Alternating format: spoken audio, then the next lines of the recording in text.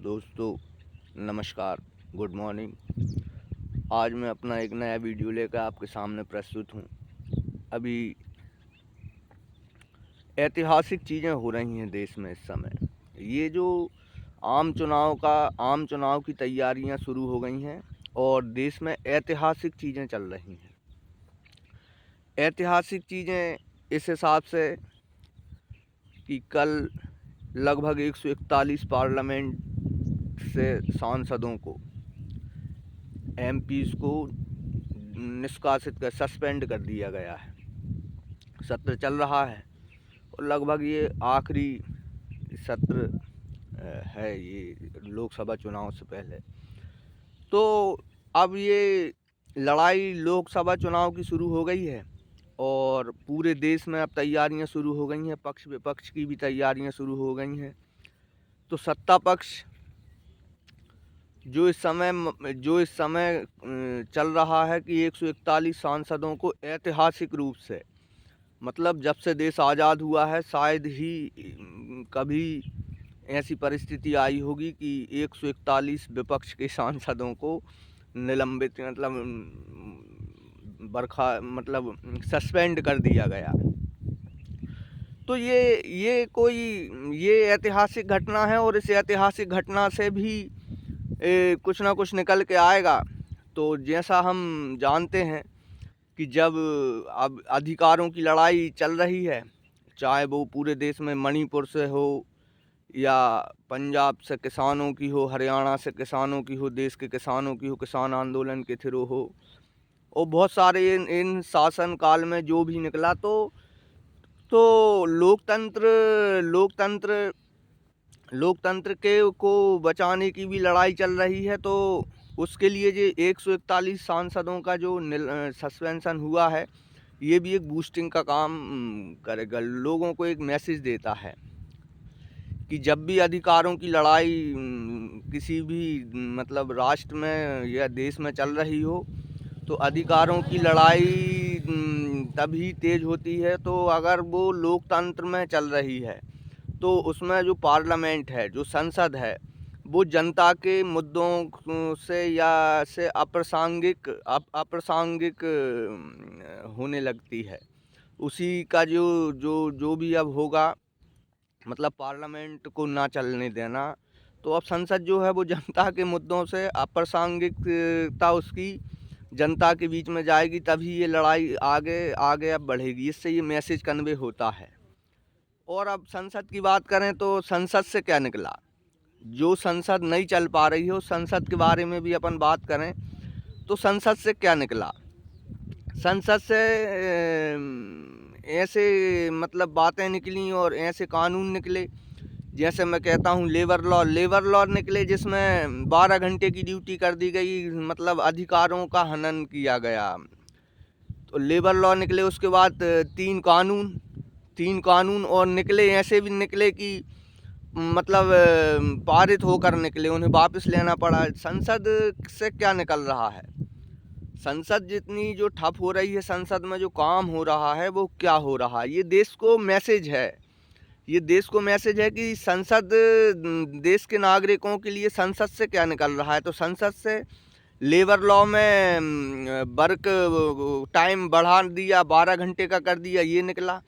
किसानों के लिए तीन कानून निकले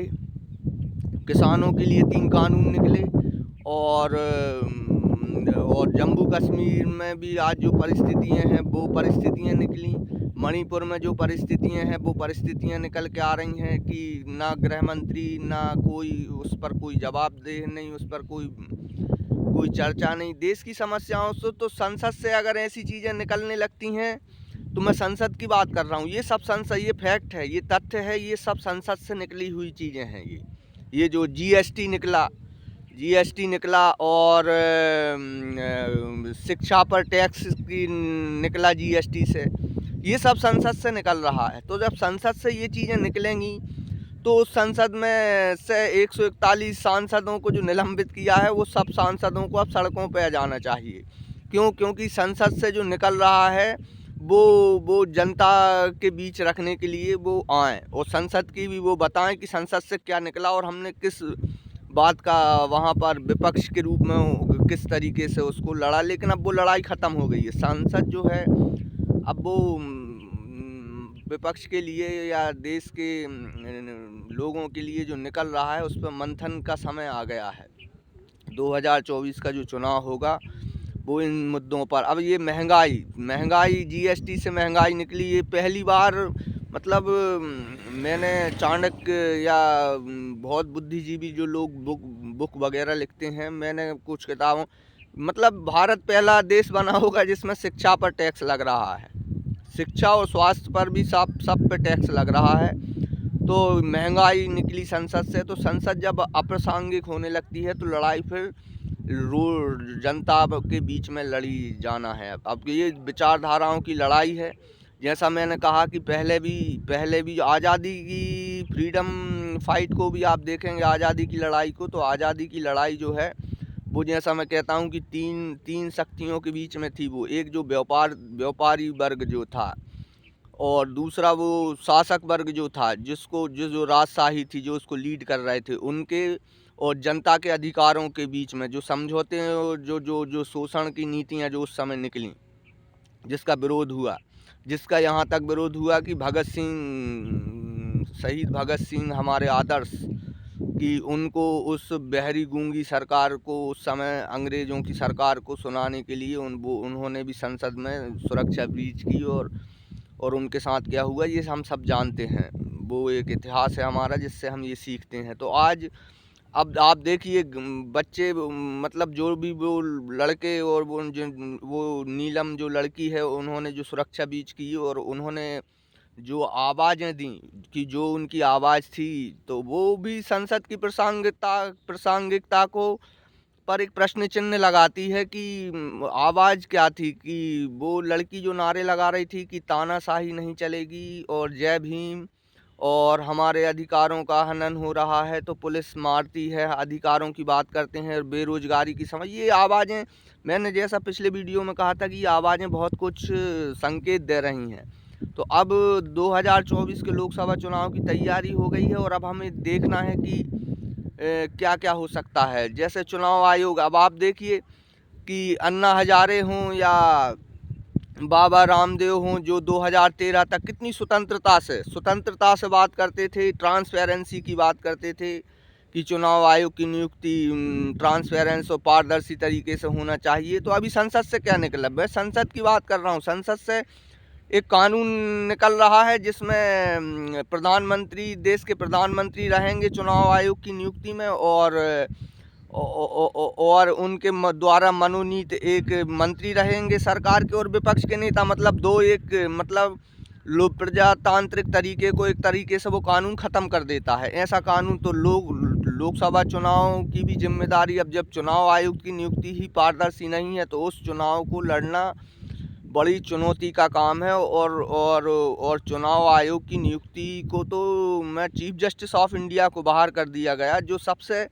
जनता सबसे ज़्यादा विश्वास कोर्ट आज भी भारत में, मैं कोर्ट्स के खिलाफ कोई भी मतलब बोलने से आज क्यों नहीं बोलते लोग, इसलिए कि उनका विश्वास है, हिंदुस्तान की न्याय जुडिशरी पे विश्वास है। तो चीफ जस्टिस ऑफ इंडिया को उस कमेटी से बाहर कर देना कानून बना के, ये भी एक इंडिकेशन है कि जो निज़ाम मतलब जो इस समय चल रहा है सत्ता के द्वारा, क्या वो लोकतांत्रिक है या वो प्रजातंत्र के लिए एक चुनौती है।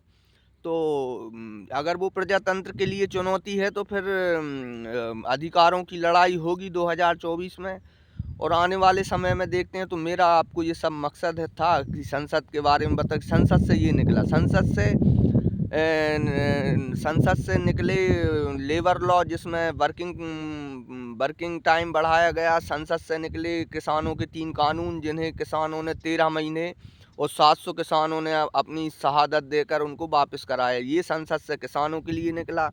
बेरोजगारों के लिए कुछ नहीं निकला, और प्राइवेटाइजेशन निकला, ठेकेदारी निकली और सेक्टरों को बेचा गया, और जीएसटी निकला, गब्बर सिंह टैक्स जैसा कहा जाता है, जीएसटी निकली, जीएसटी से महंगाई निकली। तो ये सब संसद से निकलने वाली चीज़ें हैं। और अब संसद को देखते हैं, इस आम चुनाव में संसद की प्रासंगिकता के लिए भी अब जनता को ही लड़ना है।